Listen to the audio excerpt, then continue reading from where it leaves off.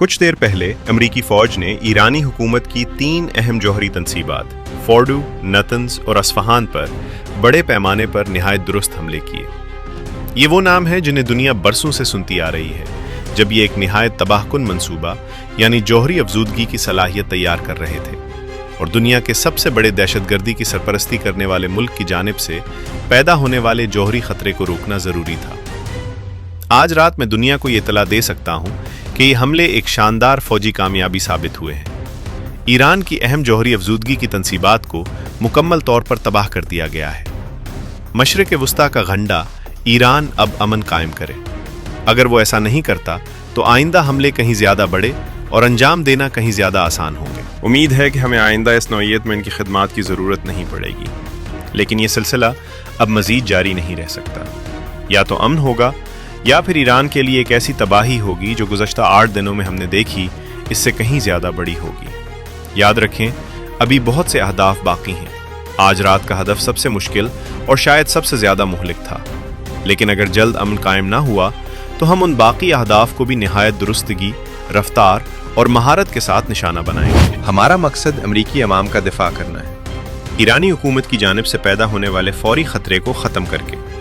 वो लोग एक निहायत सख्त और ख़तरनाक ग्रोह, इस्लामी इनकलाबी गार्ड, मुसल्लह अफवाज और तमाम पुलिस के अरकान से मैं आज रात कहता हूँ कि आप अपने हथियार डाल दें और मुकम्मल इस्तिस्ना हासिल करें, वरना बसूरत दीगर यकीनी मौत का सामना करें। लिहाजा हथियार डाल दें। आपके साथ मुनसिफाना सलूक किया जाएगा और मुकम्मल इस्तिस्ना दिया जाएगा, वरना आपको यकीनी मौत का सामना करना होगा। आखिर में ईरान के अजीम और बावकार अवाम से मैं आज रात कहता हूँ कि आपकी आज़ादी का वक्त आ पहुँचा है। महफूज जगह पर रहें, अपने घरों से बाहर न निकलें।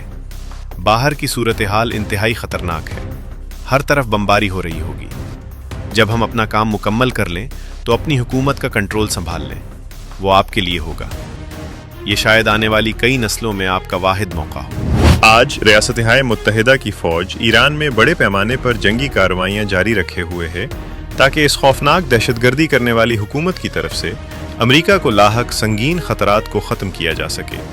हमारे मकासद वाज़ेह हैं। सबसे पहले हम ईरान की मिज़ाइल सलाहियतों को तबाह कर रहे हैं और आप इसे हर घंटे देख सकते हैं, और उनकी नई और अच्छी मिज़ाइल बनाने की सलाहियत को भी ख़त्म कर रहे हैं। दूसरा, हम उनकी बहरिया को तबाह कर रहे हैं।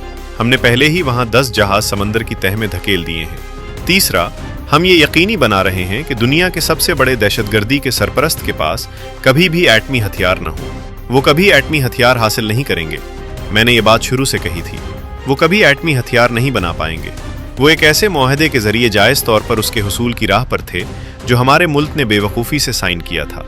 और आखिर में हम ये यकीनी बना रहे हैं कि ईरानी हुकूमत अपनी सरहदों के बाहर दहशतगर्द फ़ौजें हथियार देने, फंड करने और उनकी रहनुमाई करने का सिलसिला जारी न रख सके। क्या ईरान एटमी हथियार हासिल करने के करीब था? नहीं।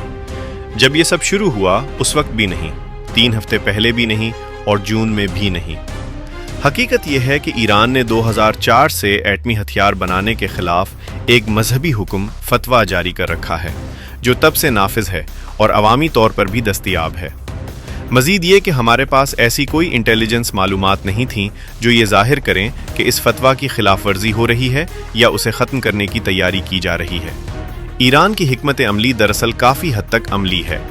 ईरानी अपने खत्ते में होने वाली सूरत हाल से पूरी तरह आगाह है और उनकी हिकमत अमली ये थी कि वो अपने जौहरी प्रोग्राम को मुकम्मल तौर पर तर्क न करें।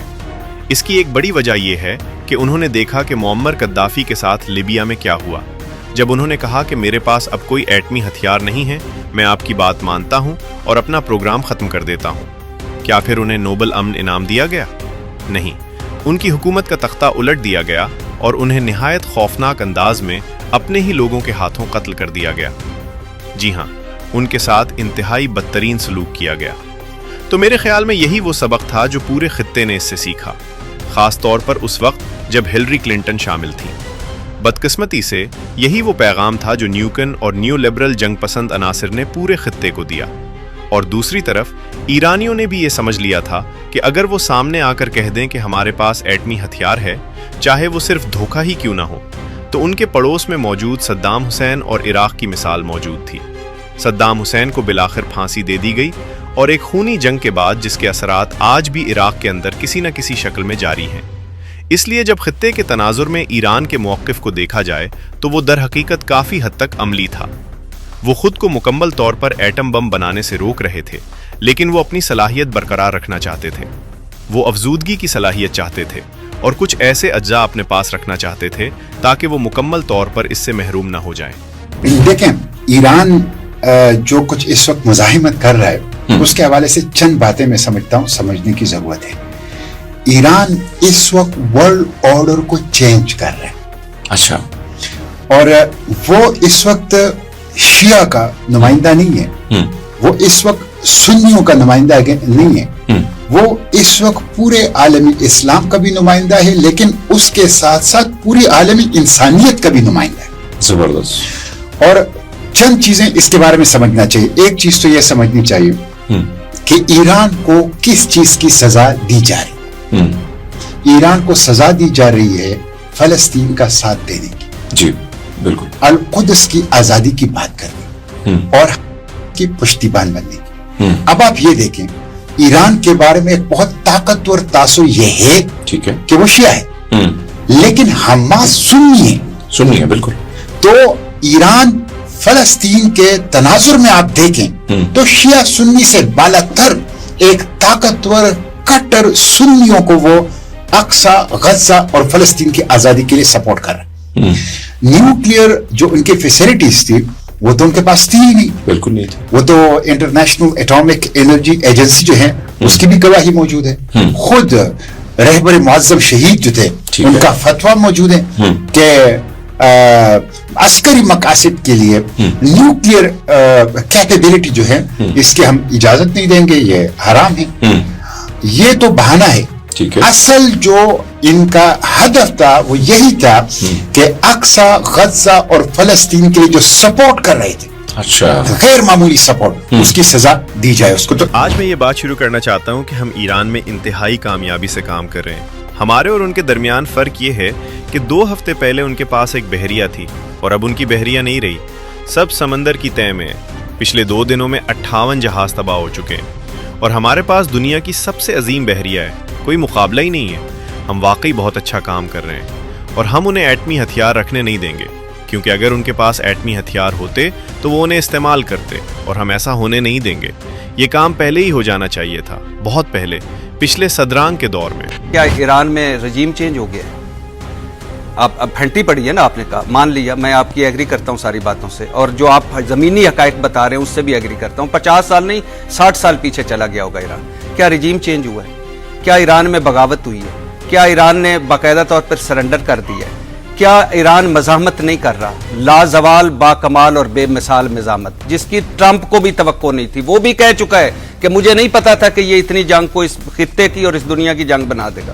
کیا اب ابنائے ہرمز کھل گئی ہے؟ 35 جہازوں نے گزرنے کی کوشش کی، بم مارے ہیں نا، تو اگر کل جہاز وہاں سے گزر گئے ایران کی مرضی کے بغیر تو ہم مان لیں گے، ہم مان لیں گے کہ امریکہ اس فرنٹ سے جیت گیا۔ علی لاریجانی کی بہت بڑی شہادت ہے، بہت بڑی لاس ہے ایران کے لیے، اور مجھے کبھی اس شعر کا مطلب نہیں آتا، سمجھ پاتا تھا صحیح، شہید کی جو موت ہے وہ قوم کی حیات ہے۔ آیت اللہ خامنائی کے بعد مجھے پتا چلا کہ واقعی شہید کی جو موت ہے وہ قوم کی حیات ہے۔ اکٹھے ہو گئے ساتھ۔ ایران جو حقیقت میں ایک بہت بڑی طاقت اور دہشت کا حامل ملک ہے، دیکھیں کیا ہوا۔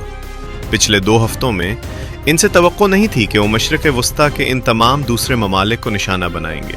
وہ میزائل انہی کی طرف جانے کے لیے تیار کیے گئے تھے، اسی لیے انہوں نے قطر، سعودی عرب، متحدہ عرب امارات، بحرین اور کویت کو نشانہ بنایا۔ کسی کو بھی اس کی توقع نہیں تھی، ہم سب حیران رہ گئے۔ میں بہت ہوشیار لوگوں کے ساتھ ڈیل کر رہا ہوں، یہ لوگ واقعی ذہین ہیں، وہ ایسے ہی اس مقام تک نہیں پہنچے۔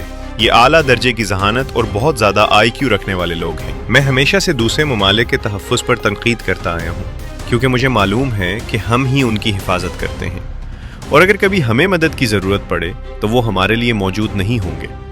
میں یہ بات ایک طویل عرصے سے جانتا ہوں، بالکل اسی طرح جیسے میں اس آبنائے کے بارے میں جانتا تھا کہ یہ ایک ہتھیار بن سکتی ہے۔ ہمیں مشرق وسطیٰ کے ممالک سے بہت زبردست حمایت ملی ہے، واقعی بہت اچھی حمایت۔ لیکن ہمیں نیٹو کی طرف سے تقریباً کوئی حمایت حاصل نہیں ہوئی۔ دیکھیں، ہمیں زیادہ مدد کی ضرورت نہیں ہے۔ حقیقت میں ہمیں کسی مدد کی ضرورت ہی نہیں ہے۔ دراصل ہم نے ابھی ایک اعلامیہ بھی جاری کیا ہے۔ میں پچھلے چند ہفتوں سے دیکھ رہا تھا کہ ہمارے تمام نیٹو اتحادی ہمارے اقدام کے حق میں تھے۔ ان کا خیال تھا کہ یہ بہت اہم ہے۔ ہم ابھی اسی پر بات کر رہے تھے اور نیٹو کے تمام اتحادی ہم سے متفق تھے۔ لیکن اس کے باوجود، حالانکہ ہم نے ان کی بہت مدد کی ہے، دنیا بھر کے مختلف ممالک میں ہمارے ہزاروں فوجی موجود ہیں، وہ ہماری مدد نہیں کرنا چاہتے، جو کہ حیران کن بات ہے، واقعی حیران کن۔ لیکن مجھے یہ دیکھ کر حیرت ہوئی کہ نیٹو نے باوجود اس کے کہ وہ اسے ایک بہت اہم اقدام سمجھتے تھے، مکمل اتفاق کیا۔ کسی نے بھی یہ نہیں کہا کہ ہمیں یہ نہیں کرنا چاہیے تھا۔ ان کے مطابق اگر ہم نے B-2 بمبار طیاروں کے ذریعے ان کے جوہری پروگرام کو نشانہ نہ بنایا ہوتا تو وہ 1 ماہ کے اندر ایٹمی ہتھیار حاصل کر لیتے۔ میں اسے نیوکلیئر ڈیسٹ کہتا ہوں۔ میرے خیال میں نیٹو ایک بہت بڑی غلطی کر رہا ہے، اور میں کافی عرصے سے یہ کہتا آ رہا ہوں کہ مجھے شک ہے کہ آیا نیٹو کبھی ہمارے لیے کھڑا ہوگا یا نہیں۔ تو یہ ایک بڑا امتحان تھا۔ ہمیں ان کی ضرورت نہیں ہے، لیکن انہیں ہمارے ساتھ ہونا چاہیے۔ اگر ایران اس وقت سے اگلے 48 گھنٹوں کے اندر بغیر کسی دھمکی کے آبنائے ہرمز کو مکمل طور پر نہیں کھولتا تو ریاست ہائے متحدہ امریکہ ان کے مختلف پاور پلانٹس پر حملہ کرے گا اور انہیں تباہ کر دے گا، اور اس کا آغاز سب سے بڑے پاور پلانٹ سے کیا جائے گا۔ ایران نے دھمکی دی ہے کہ اگر امریکہ ڈونلڈ ٹرمپ کے الٹیمیٹم کے مطابق اس کے پاور پلانٹس کو تباہ کرنے کی کارروائی کرتا ہے تو وہ کسی بھی قسم کی پابندی یا احتیاط کے بغیر زیرو ریسٹرینٹ جواب دے گا۔ ایران نے یہ بھی اعلان کیا ہے کہ اگر اس کے بجلی کے منصوبوں پر حملہ کیا گیا تو وہ پورے مشرق وسطیٰ میں پانی اور توانائی کے اہم نظاموں کو تباہ کر دے گا۔ صدر ڈونلڈ ٹرمپ نے ایران کے لیے دی گئی ڈیڈ لائن کو 5 دن کے لیے بڑھا دیا ہے اور کہا ہے کہ بات چیت مثبت اور نتیجہ خیز